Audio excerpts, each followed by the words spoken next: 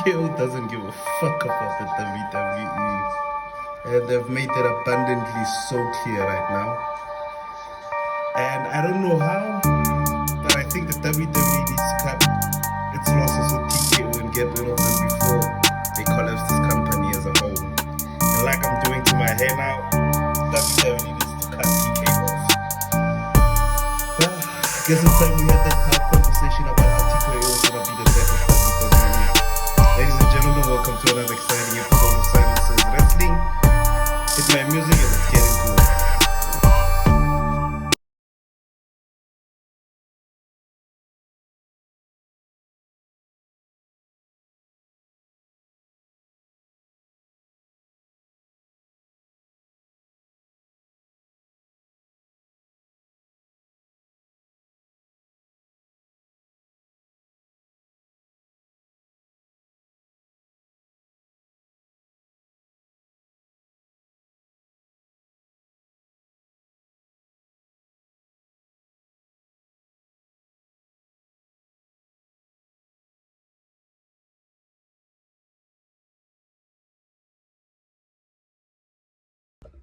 So, by the time I'm recording this, I've gone through so many plays in my head, more plays than what Doctor Strange went through in the Avengers Endgame. And I'm slowly realizing that TKO is going to be the death of WWE. Ladies and gentlemen, welcome to another gloomy episode of Simon Says Wrestling with your host, Simon. Thank you so much for tuning in, ladies and gentlemen. Before we get into the nitty-gritty dark world that is the WWE as of late, I just want to come on and thank everybody that subscribed to the channel. We are currently at 91 subscribers. 9 subscribers away from 100. The big 100, once we go into the 3-digit, we can only push stronger, better, and a whole lot more improving needed on the channel, but it's something that I'm working on. It's not easy running having a 9 to 5 and then running a YouTube channel and content creation. It's not as easy as I thought it would be, but thank you so much for the support that you guys have shown, more especially on my social media platforms, TikTok, X, Instagram. Thank you guys so much for the love. Thank you guys so much for the engagement. But you guys barely comment on the YouTube videos. A lot of you watch the YouTube videos, but you don't comment. So just let me know you guys are watching the channel. Comment. Let me know where you guys are watching from. I see most of my audience is from the United States, the UK. Shout out to everyone out there. Thank you guys. Comment down below. Let me know where exactly you guys are commenting from so I can just incorporate that into the videos going forward. Thank you so much to the social media follows, the social media views, comments, and the engagement. It's been so amazing to meet so many people around the world that have the same interest as I do. And doesn't make me feel that much of a nerd. Yeah. Remember, share the channel. It's free. Hit the comment button, hit the like button. Let's run up the views. Let's run up the likes. Let's run up the views. And let's just enjoy wrestling. And as hard as that is, being a WWE fan at the moment, we are going to try and enjoy wrestling. I don't know. I just realized that Vince McMahon was what put WWE in the ICU unit. For a long time, we needed a lifeline. We needed someone that had basically a grasp on what it is to have a modern superstar in the WWE. Vince McMahon failed in that, and he placed the company in ICU. After placing it in ICU, a lifeline came through. This was in the form of Triple H. This was in the form of TKO, and for a while, it was the honeymoon phase, ladies and gentlemen. Anything and everything that WWE did lived up to expectations and more. It blew us away. The product was interesting again. It was watchable, and it peaked to a point where we thought all the dark days are behind us. And lo and behold, TKO, it seems like it's preparing a burial site for the WWE. There's a whole lot of stories that we can get into. There's a whole lot of rumors, breaking news that has basically happened ever since WrestleMania 42 that we can get into. But I want to get back to the core fact of being a WWE fan and watching this product that we've basically consumed for the past, I'd say, 20 years, just deteriorate into what I call is the clickbait era. And at this point in time, it's so crazy to watch. It's so crazy to watch it get to the point to where it is today. I don't know. I took a bit of a pause because I went into a fit. But yeah. So in order to understand how we got to where we are today, we first have to look back at what WWE basically was standing for, or what it represented into the professional industry of wrestling. Obviously, the WWE is a family business. We need to start that off. It's a family business, and in each family, each member has their own specific view of what the brand and what the company can do. Vince's father, Vince Sr., was more your professional wrestling kind of guy. He was the kind of guy that loved the grappling, the technical work in wrestling. He loved creating superstars, but also basing it not so much off of storylines and sort of that thing, but into what wrestling was into the ring. Vince McMahon had a way more different vision for what wrestling, professional wrestling, or what was just described as wrestling back in the days is supposed to be. He saw the entertainment side of what wrestling can be.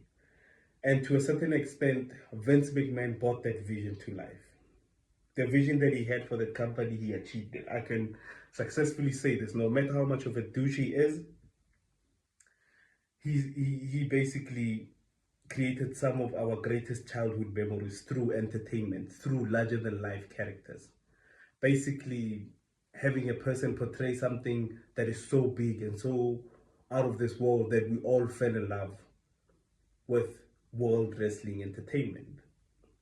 Now, entertainment basically includes that mainstream media will want to get a piece of the action into everything that has basically been the WWE. And this was also incorporated with celebrities coming into the WWE.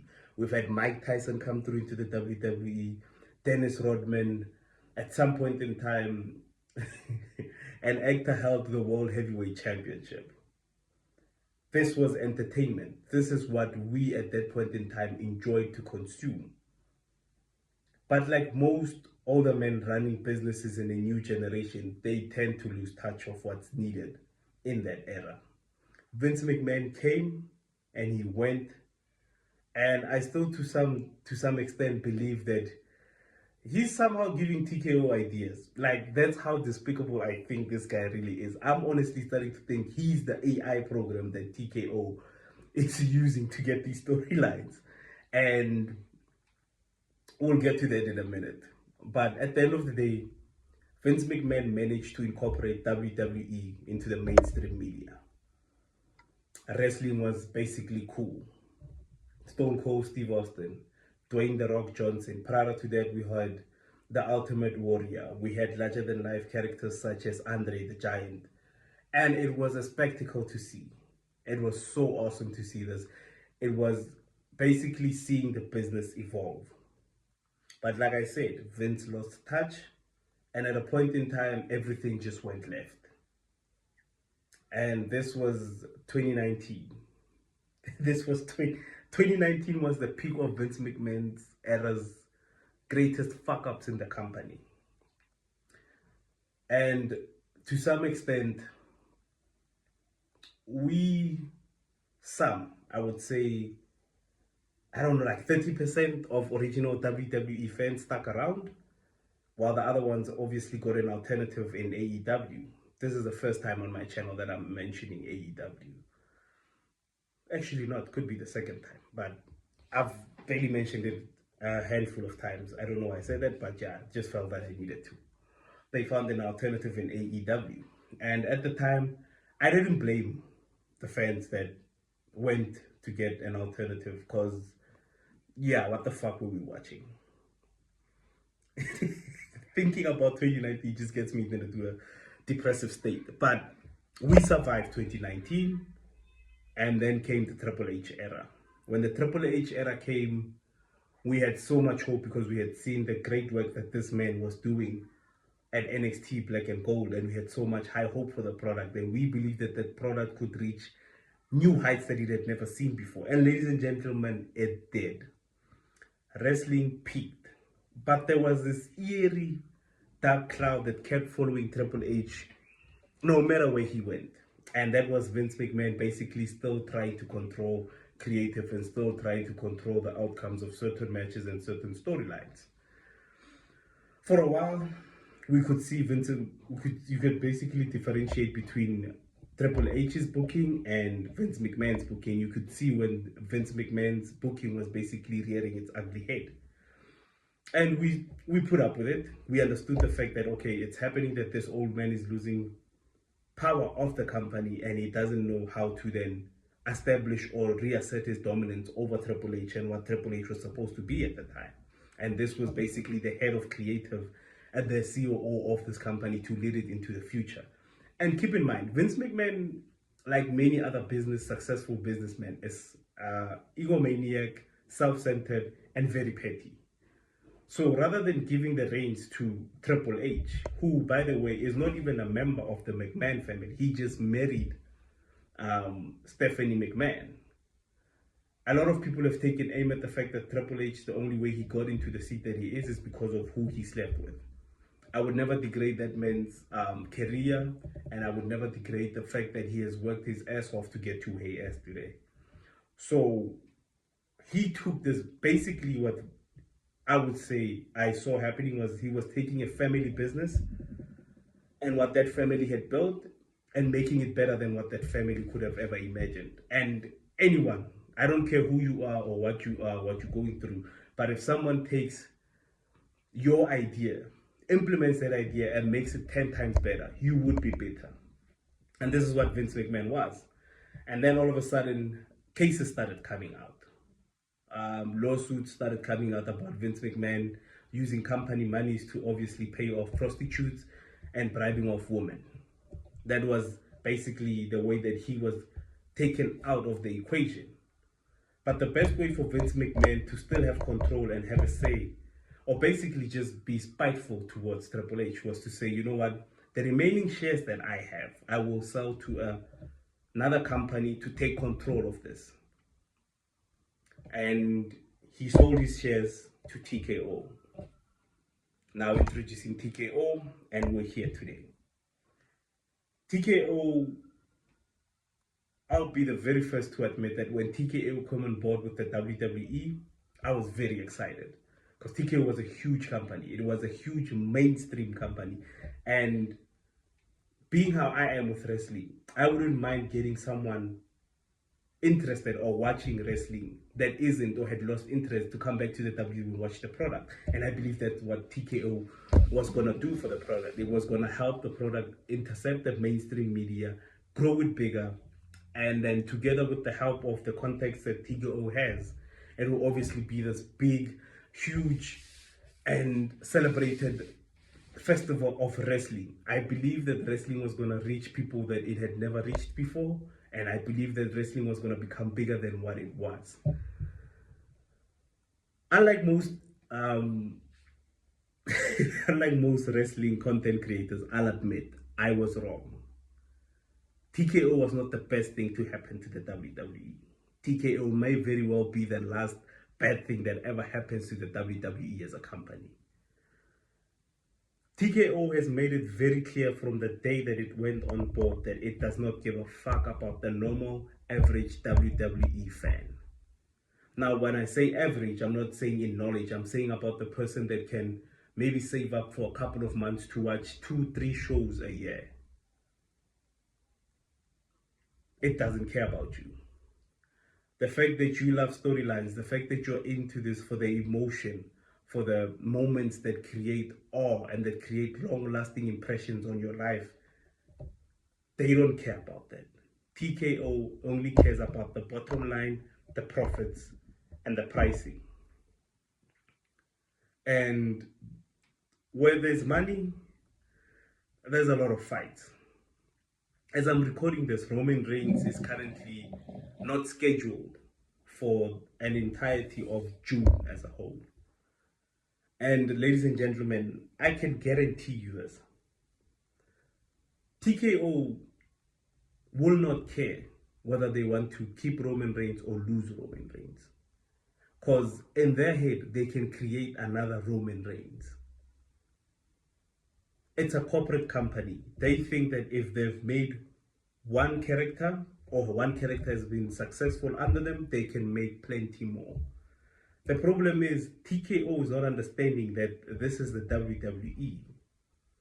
I don't like Roman Reigns. I have a whole lot of videos basically clowning the guy and trolling him on his behavior with the WWE and basically his tendency to want everything to be about him, yet be branded as someone that makes superstars or that makes stars. Yes, there's certain takes that I've had that are wrong about Roman Reigns, and it's just because for content purposes. But at the end of the day, he's an integral part of the WWE. He overplays in hand. He also, Roman Reigns, at this point in time, overplays his hand in thinking that he is bigger than that company. There are probably negotiations right now, and like it's sparks are flying in that boardroom. In the whatever negotiation is going on between Roman Reigns, TKO, and the WWE is huge. And I don't know, I got this weird feeling that these negotiations might not even pan out. If they do, it will be great. We'll have the tribal fraud on a weekly basis, allegedly, and we can try and recuperate this company to where it's supposed to be. Because at this point in time, with Roman Reigns obviously being the world heavyweight champion, I said a Samoan portal is going to open and then we're going to be making Samoan superstars and bloodline storylines. I think it's 45.0 now, the version that we're on with the bloodline. But at the end of the day, TKO doesn't care. TKO is a multi-billion-dollar company, and I believe they don't care about the casual WWE watcher. They don't care about the talent that's in the company. They're just worried about what the talent brings them. And if they believe that you are not bringing whatever you can, and I'm not basing this off of any sort of fact. I'm basing this off of life experience with huge corporate companies. Corporate companies only care about what you bring in for them. The moment you stop bringing what you can and what you could at your peak, and this is also Roman Reigns, he can't bring in what he brought in when he was the tribal chief and the character was initially created. Roman Reigns' success is his ultimate downfall. This is why I keep saying that Roman Reigns is the conquest of the WWE. They only bring him in when the numbers are low. Once the numbers spike and they reach the pinnacle of where they could be, they can't exceed that. And companies will always want more. And I believe Roman Reigns, with his age and his inability to carry himself as a single superstar without including the rest of his family, is initially going to be his downfall. Once again, I may be wrong. My personal opinion, let me know what you think in the comment section. Use that comment button, use that comment tab. Let me know what you think. TKO will always want more from its superstars. And if you're not giving, they let you go. The latest WWE releases, at this point in time, I understand that each and every company, at each and every end of year or financial year end, has to cut off certain things. WWE releases when they started were totally crazy. They still are till this day, because lives are being impacted. People are being released by a company and then enter into a 90-day clause and to not doing anything wrestling related in that 90 days. So obviously, I don't know whether there's a severance package which they give the superstar to maintain themselves in the 3 months. But at the end of the day, lives are being affected and families are being affected. You might see it as one release, but remember that one release probably has a brother, sister, mother, spouse that they're taking care of with that salary that they're getting from the WWE. So it affects a whole chain of people. That's why when it comes to WWE releases, I don't want to really comment so much on that, because this is people's lives that is being affected by these decisions. And me as a fan, looking from the outside, I could never imagine how hard the situation is for someone that's on the inside getting released by the company. But common human decency lets you know that the chain is very brutal. It's crazy, and it affects people in the most negative way. As much as they would like to come onto social media and then downplay it and let us know as to what happened, at the end of the day, it affects them in basically the biggest way. So now we're at a point where TKO is making it very clear that it doesn't care about the talent. The reason why I was motivated to even do this video was because of the New Day. The New Day, Kofi Kingston and Xavier Woods have basically decided to part ways with the company amicably. I don't know when was the last time I heard a superstar saying that they're leaving the company amicably or have negotiated terms to leave. I don't know when I've ever heard of that in the WWE. Immediately when that story broke, I just got chills down my spine saying, we are about to lose so many superstars because of bad creative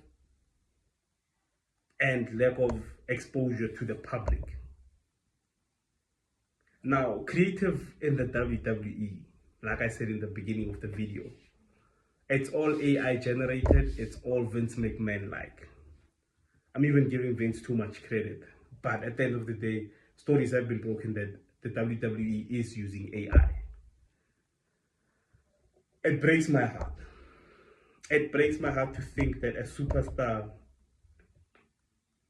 is unable to be given the platform to go outside into the ring and make an impression on the fans. Instead, they're given a guideline by an automated system to go and do that. The fact that we have a creative team that sits and looks at a screen, I'm assuming, looks at a screen and goes, what can we do to book Obafemi going forward? And the best solution that they have, the best solution that the WWE could have come up with was an open challenge. The man that basically had the last match with the Conqueror, the ultimate beast, Brock Lesnar, and who at the end of the night, I don't think was planned, but retired Brock Lesnar. The one thing that you have for him is an open challenge. You don't even have a story saying that, all right, Braun Breaker is back. Braun Breaker is back. Seth Rollins has an opponent. Let's take Paul Heyman away from that and have him focus on the fact that this man, Obafemi, retired his beast. Put the hit out on Obafemi's head if you have to. Build a storyline where Obafemi is getting attacked day in, day out because of a bounty that Paul Heyman has placed on his head. The only thing that we got is Paul Heyman coming through the next night and saying that Brock Lesnar needs to be moved from the section of now to forever. This is what the company was able to do with the retirement of Brock Lesnar. This company, the retirement of one of the greatest in-ring wrestlers, the greatest seller. There's a lot of people that put Dolph Ziggler, and I don't mind. Dolph Ziggler can be one of the best sellers. He's actually one of the best sellers in the WWE. But Brock Lesnar is amongst the top 5 sellers in the WWE. And if you want to fight, come through into the comment section. Let me know what you think. The man that has been so dominant ended the Undertaker streak. Do you understand the significance of somebody ending the Undertaker streak? Basically, in being unable to follow up what Obafemi did to Brock Lesnar, you're not only shitting on John Cena's legacy, you're shitting on the Undertaker's legacy. And this is where it got very personal for me. The legacy of Eddie Guerrero. The fact that Eddie Guerrero beat Brock Lesnar for his first championship, major championship in the WWE. And the best thing that you could do for his opponent was to do an open challenge. Let that sink in. The man that ended the Undertaker's streak, the opponent that defeated him and retired him at WrestleMania 42, is competing in a storyline where it's an open challenge. A lot more releases are gonna come. A lot more deserving talent is gonna come. Us as fans, we can get upset. We can make these podcasts, we can make these episodes, we can make these clips and load them on social media. TKO does not give a flying fuck. TKO could care less what we think. TKO is gonna do what TKO thinks is best for TKO. The New Day. Hardworking, one of the best tag teams in the WWE, and you agreed to let them go. And I can bet you one thing, the only thing that the New Day even requested from TKO and WWE at this point in time was, can we kindly just get something that's solid, a storyline, a creative plan to know where we're going forward. What is the plan for the New Day? What is the plan with the New Day and Grayson Waller? I don't think they had a plan for those guys. I don't think they even were thinking far ahead as in, oh, we have a group called the New Day on the roster. Let's just include them. I see more superstars active on social media than I do in the wrestling ring. And that for me is heartbreaking. The fact that this company has so much talent and has the ability to take itself to the next level, and they're resorting to AI to write out the storylines. They're resorting to letting talent go because of age. Because of age. The New Day, I do not blame them, and I do not blame any other superstar that's going to take the advice to say they are leaving the WWE because it lacks creative direction. This is the New Day after all. This is the New Day, one of the most faithful tag teams in history. The New Day was conceived in the WWE. It grew in the WWE. It peaked in the WWE. And its greatest downfall happens in the WWE. If you treasure these men so much, and if you treasure what these men have brought to the company, why not sit them down and give them a creative way forward? I begged for the creative handling of Obafemi to be regarded as a priority in the WWE. I can already see they're going to let the guy down. Can already see it now. Trick Williams, eventually, the song fades. You can ask that bold politician, that blonde politician on SmackDown, the current Universal Championship. The song fades. You need character development. You need character challenges. You need these people to be engaging with the audience, not just their fans. Doesn't help you have a bunch of fans that are between the ages of 9 and 10. Yet the people that have been watching wrestling from the ages of 20, I'd say 30, I'd say 20, 29 until 35 that have been watching it in the teens and all the generations before that, and say, oh, this is not what wrestling used to be. I literally watched wrestling with my uncle, and he came on and was like, who's this guy? I'm like, no, this is Cody Rhodes. Like, oh, the son of Dusty Rhodes. It's only when I said the son of Dusty Rhodes that it came back. So, okay, so his son is into wrestling now. What happened to making a program so simple to watch and enjoyable to watch that even if I watch it for 1 week, I can understand what's going on? With the WWE in this point in time, it's very hard to keep track of what's going on. It's very hard to keep track of what superstars are probably going to be. It's more politics and more bullshit that's taking the front page than what these superstars are supposed to be. These superstars are appearing more on outside TV shows, on more outside challenges. I've seen more of Seth Rollins on a football, is it a baseball? I think it's baseball and football, where Seth Rollins is a host. And he just launched his new line of coffees with his wife. Congratulations to them. I'm seeing more of that than I am of Seth Rollins in the ring. And I'm a huge Seth Rollins fan. Brand splits are non-existent. Brand splits are non-existent. The reason why we have SmackDown and Raw today is just because they are big name brands, but they do not exist. A Raw superstar is currently going after the main title on SmackDown. A SmackDown superstar is going after the main title on Raw. From a former SmackDown, actually Roman Reigns was a SmackDown competitor. Oh, okay, so I guess in that logic he's not wrong, but they can barely even piece that together to give us a reasonable explanation as to why everything is happening. Main titles are placed in the hands of politicians who politic themselves to the top. Ladies and gentlemen, if you're a Cody Rhodes fan or a Roman Reigns fan, you can click to the next video, because this video is basically about the two biggest politicians in that company, Cody Rhodes and Roman Reigns. If they're not bullying themselves into the main event spot or into storylines that do not make sense, they do not feel that company will go forward.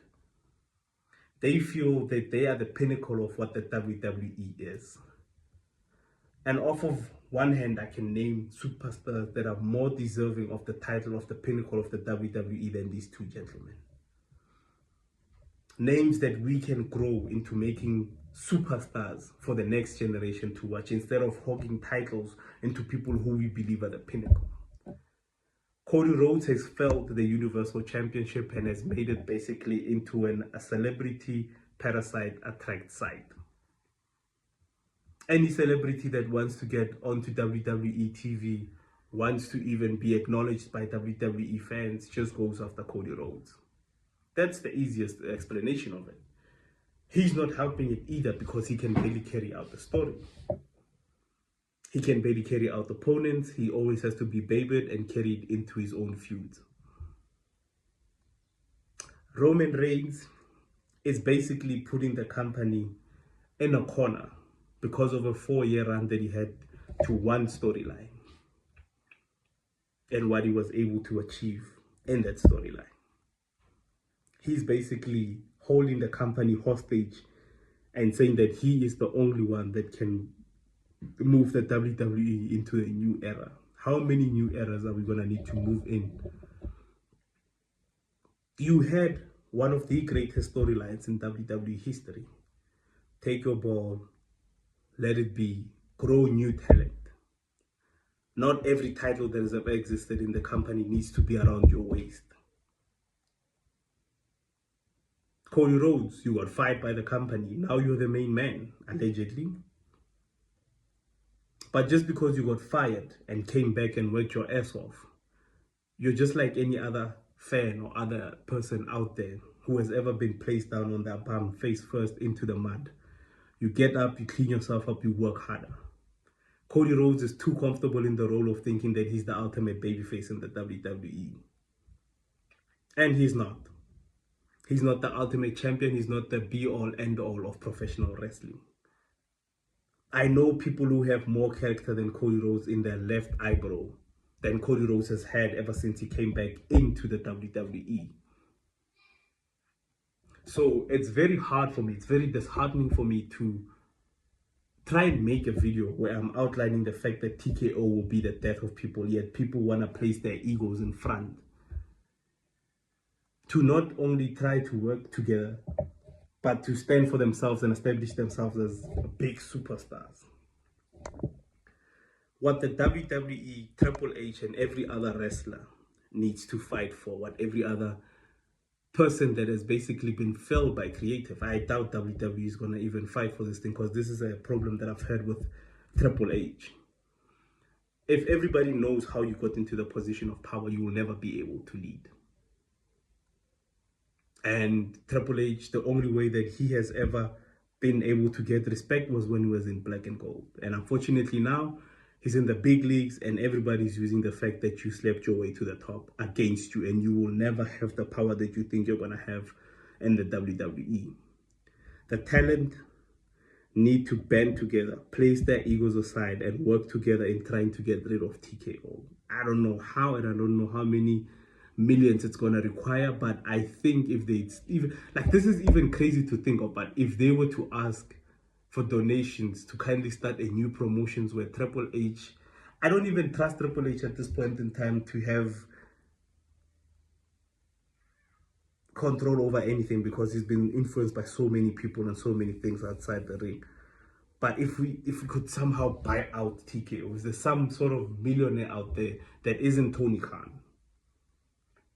Because he also has his own warped vision of what professional wrestling is, that can initially save the WWE for you from all this bullshit, from all this creative fuck-ups, from all these storylines that have no end or be all of the line.